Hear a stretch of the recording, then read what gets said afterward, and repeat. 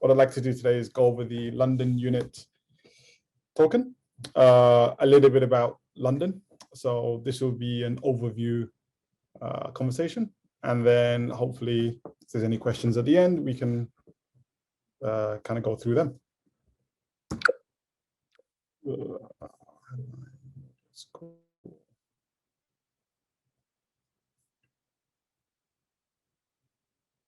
Okay, so this is a brief overview of the contents page and what we're going to present. London is an interesting place. Everybody has their view of what London is, what London was. My favorite is Oscar Wilde's statement, whoever can dominate a London dinner table can dominate the world. So that's very outgoing people. The Unit London token aims to develop a token-driven economy or support a token-driven economy, right? Where ownership of assets will be distributed equitably in a more inclusive and fairer way, right? It's an economy based on merit. And this should help in overcoming some of the challenges societies currently face now, which is inequality, resources going to activities that lead to degradation of the environment, and all the rest of it. And I think the closer we get to a fairer, more open and tokenized society, the quicker we can solve our issues and problems, right? UNIT hopes to achieve this through a multitude of methods across this platform. The city token and the city platform is one of those, enabling kind of like more effective resource allocation, more effective and democratic kind of approach to how decisions are made, right? In this presentation, what I'd like to do is talk a little bit about London, its history, its rich diversity, dynamic vibrancy. It's the city I call home, and yeah, let's get into it. So here is a quick overview of London, or the old name, Londinium. London was founded 43 AD, between 43 and 53 AD, when the Romans kind of turned up, built a bridge over the Thames. The locals weren't too happy, and there were several kind of uprisings and issues. Boudica, Queen Boudica of East Anglia was one of those. The Romans got annoyed, built a wall around London, and if you come to London, you can still see the London Wall. Several hundred years later, at 250 AD, population was around 45,000. By 460 AD, the Romans had enough, and they're like, look, you guys deal with your own issues, and they left, right? So you had the Anglos, you had the Saxons, you had the Vikings and all kinds of raiders. Then you had the locals that were kind of agitated and annoyed. And they said, look, guys, we've done everything we can. You guys deal with it. Move forward a few centuries, you get to the Norman Conquest, 1066, the Magna Carta, and that's when really modern Britain or modern UK kind of kicked off. Around 1348 is when we had the Black Death. Population at the time was around 80,000. 40,000 people died, so half the population. And by the 17th century, the population was around 600. So you can see kind of a slow progression. Buckingham Palace was built 1703. Around the 19th century is when industrialization really kicked off. That's when the population started growing. Around 1841 is when the railroad was kind of built out. Empire was at its height, and as soon as you have an empire, you have history and culture and science, and that's where the Science Museum and a lot of the discoveries really kicked off, the British Library and all the rest of it. Around the 20th century, here is when the London that we know today started forming. The Central Criminal Courts opened up. We had World War I, World War II, German bombing of London killed about 23,000 people. We had the second Olympics in Wembley. Around 1950s, you had a huge influx of West Indian immigrants. UK has always been diverse, London specifically. Around the 20th century, again, London Eye was opened up. UK has a very unequal society, and around 2011, we had UK-wide riots. It started off with some issue with the police, but then it turned out to be kind of a huge kind of UK-wide riots. I don't know if anyone remembers it. 2012, we had the third Olympic Games. The Shard was also opened up. Around 2016, the UK took a step backwards and decided, well, in my opinion, others think forwards. We exited out of Europe. The Brexit referendum was set and put us on a path to, and again, I don't know if you've been watching the news, but we have fuels. I think I searched 3.5 hours on Saturday to get fuel, which is very bizarre. Cool. So what is London like today? So the London of today, it's almost 9 million people. We've got a lot of world-class universities, a lot of unicorn startups, 24. I think that's quite large for the population size. We're the 5th highest kind of city by GDP globally, because we invented time, GMT, everyone sets their time from us. We have 4 UNESCO Heritage World Sites, lots of events, lots of music festivals, lots of things to see if you ever turn up and check out London. We also have a lot of libraries, a lot of bookshops. Over 192 museums. Really cool place. Again, going back to the theme of inequality, the UK is divided up into regions. And then if you subdivide those regions again, you have what's referred to as boroughs. London specifically has 32 boroughs. If you look at where the wealth is distributed within the UK, the majority of it's within London. And then if you kind of list the top boroughs by income, you'll see the majority of them, except 2, are all based in London. So all of these are kind of in London. So majority of the 1% kind of live in that area. If you wanted to see the, London, like the true tale of 2 cities, 50% of the wealth is owned by 10%, and the bottom 50% only owns 5% of the wealth, right? So the map on the left-hand side shows you the PPP per capita, if it was against nations. So in the center, we're as rich as Norway, and on the periphery, Spain. So it's a very unequal and kind of slightly divided city. If you just zoom in further and just look at one particular borough, so we look at Kensington, for example, you have all the extremes in one place, right? So the Grenfell Tower that burnt down, that's in Kensington, right? And a lot of the ultra wealthy, well-to-do billionaires, millionaires are in the Kensington borough. And it's just a small borough. You could walk from one end to the other end. It won't take you more than an hour or so. With great inequality comes great opportunity. And as such, it's not all doom and gloom, right? So London has a lot kind of going for it.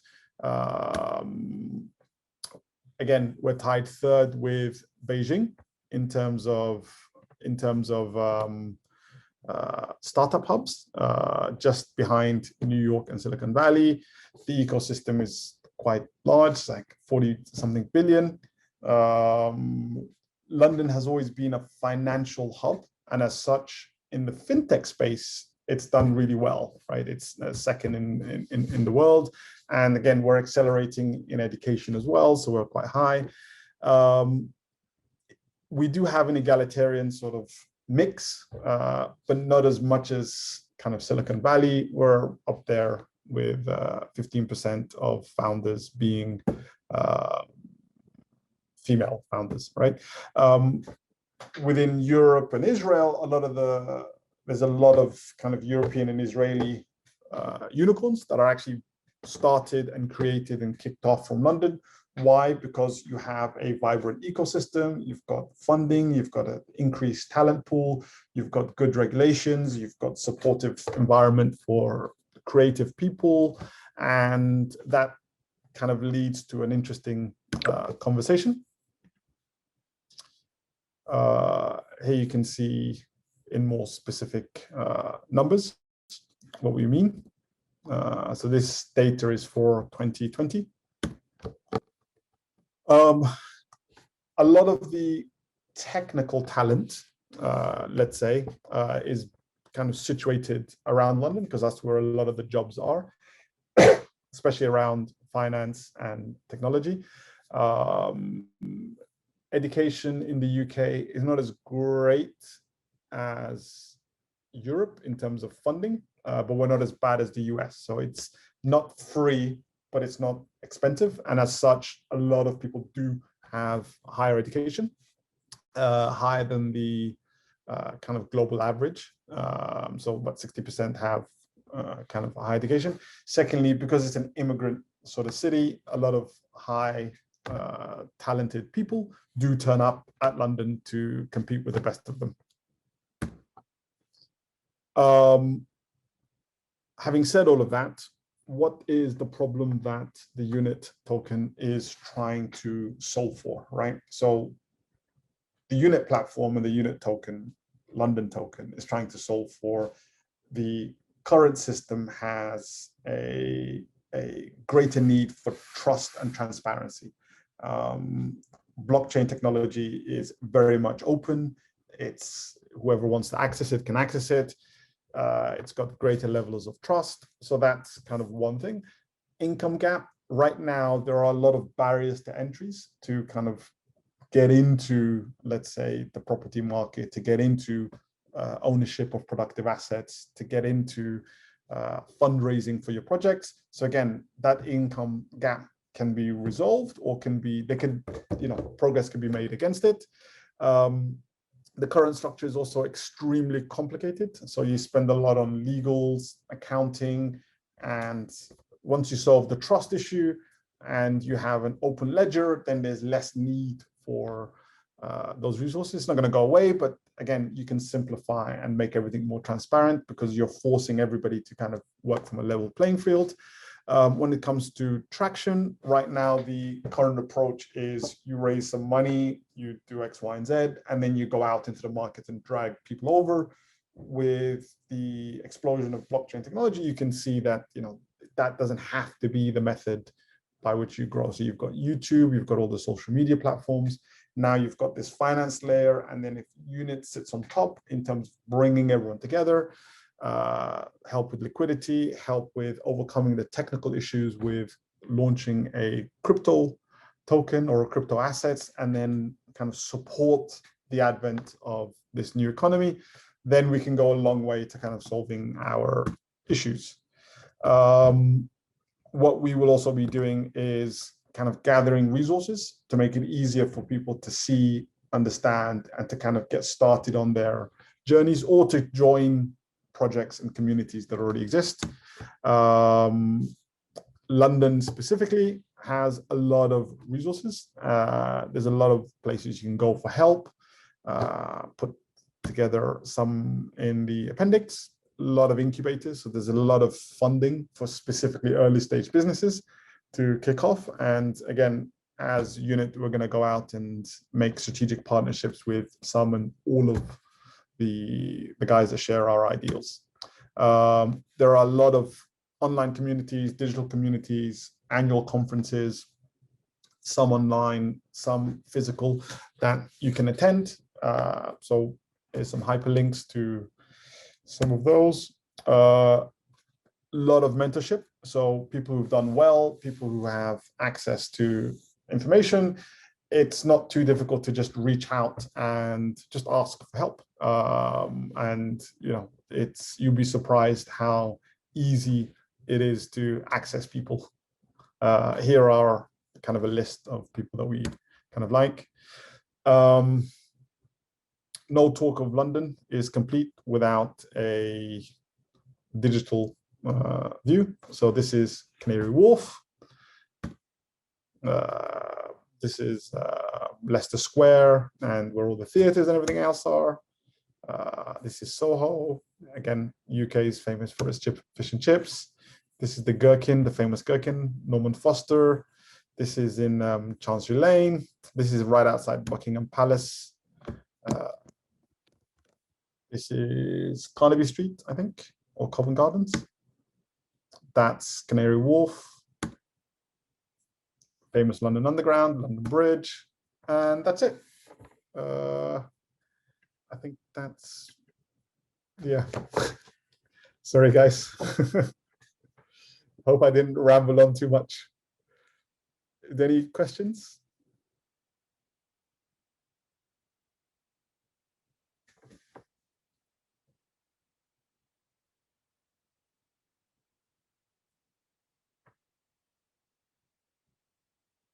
Oh.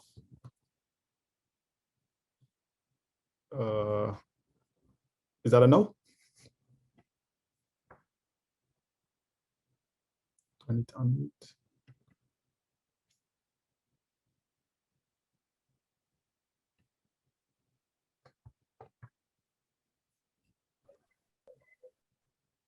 Hello.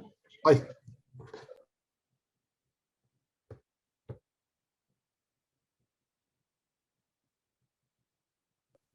Okay. Hey, so yeah, I want to ask, you have the appendix available at the end. How can you access that? I think this presentation will be available to download from the unit website, but we'll be putting a more kind of structured support package going forward. So the London unit team are doing that.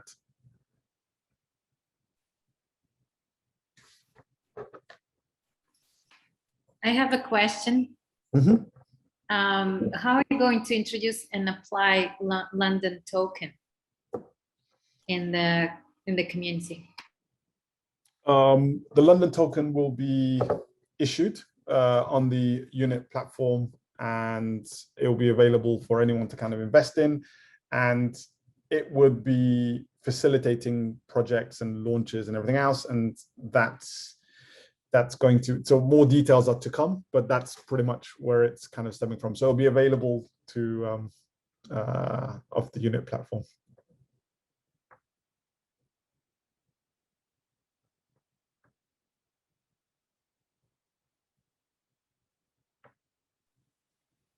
Hey, so what kind of projects are you guys looking to release or support? So I think we will be agnostic, right? So it's going to be community driven, right? So right now you have a bright idea. What do? You go to an incubator, you do the dance, you go through their hoops, you raise some money. The problem is when you go down the traditional path, the only equity owners are the investors and the founders, right? So the employees get a crumb, the customers get even less. There is no way of kind of participating. So that's one problem. The second problem is decisions are only in the benefits of investors, right? I would even say the founders are victims of this type of culture.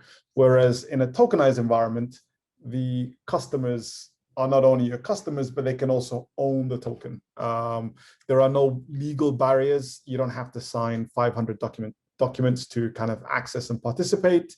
It's pretty much instantaneous. And that, so the projects will be the same projects that currently exist, but this will just be a different way of kind of funding and kind of moving your project forward, accessing your community, and providing another way of kind of sharing value.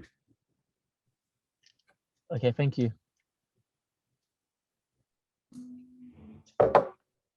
Hi, this is Christian. I would be interested to see, like, to get your like idea. What's the first challenge to to launch a unit token or like to get London involved in like something like what unit offers?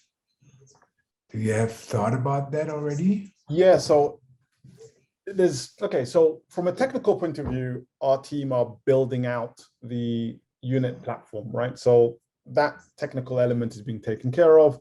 From a user perspective, for you to launch your own token, it's pretty much you go on the platform, launch the token, attract your audience, and depending on that interaction, your token has value. We have like a detailed kind of process as to how the tokens are set up, what the treasury does, how you can interact, and how we can kind of support a non-Ponzi scheme kind of structure, which is pretty much what we see going on with the current token hype, right? It's all speculative and very little substance. On the London token side, once we launch it, the money that we raise from that launch will be then held in what we refer to as the treasury. The treasury will then engage in activities like supporting, so think of it as a fund to support the acceleration of other funds and other projects. So the London token is a unit kind of venture to kind of advocate for London and to support the London community or the tech community. Can I ask a connecting question? Mm-hmm. So if you would now start like selling this London token, what Mm-hmm. would be the first activity you would do to get this out there? Well, we have several activities that we've been engaging in, right? So there's going to be a world conference in 2 months' time. We're already engaging with kind of thought leaders in the space. We're engaging with the startups and community that we've kind of already referred to.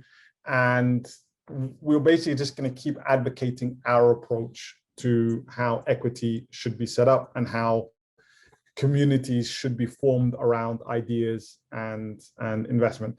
The London token then sits on top as kind of a fund to kind of support that.